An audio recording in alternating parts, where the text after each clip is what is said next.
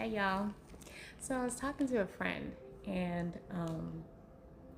sometimes it is so easy to get distracted, to get off, thrown off your game, thrown off the fact that we are a child of God.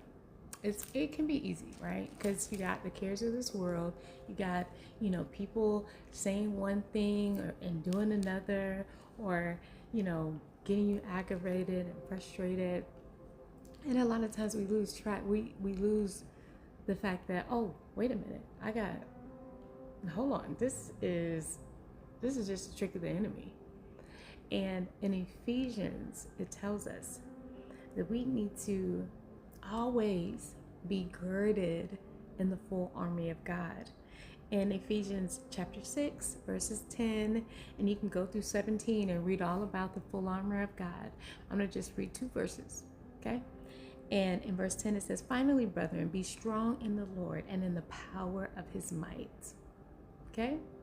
And then in verse 11, it says, "Put on the whole armor of God, that ye may be able to stand against the wiles of the devil." Because he's always trying to put thoughts, and to take away your joy, and to take away your peace, and to take away your happiness. That's his whole trick, right? He's here to kill, steal, and destroy. And so we cannot give him that authority. But I tell you what the authority that we do have. In Luke 10:19, it says that we have the authority over all the power of the enemy, and that nothing will harm us.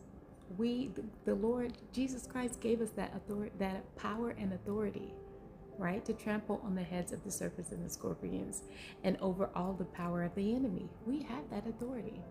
So in James 4:7, it says, "If you resist the devil, then he will flee." Not that he might flee, or that he may flee, or that he could flee. No, he will flee. So how do we resist the devil? In Zechariah chapter 3, it talks about how the Lord said to Satan, "I rebuke, the Lord rebukes you." So you just say what the Lord said. "Satan, the Lord rebuke you, and I rebuke you too." And then I remember Jesus, he was talking to Peter, but he was really talking to Satan. And Jesus said to him, "Satan, get thee behind me. You are an offense to me. You offend me.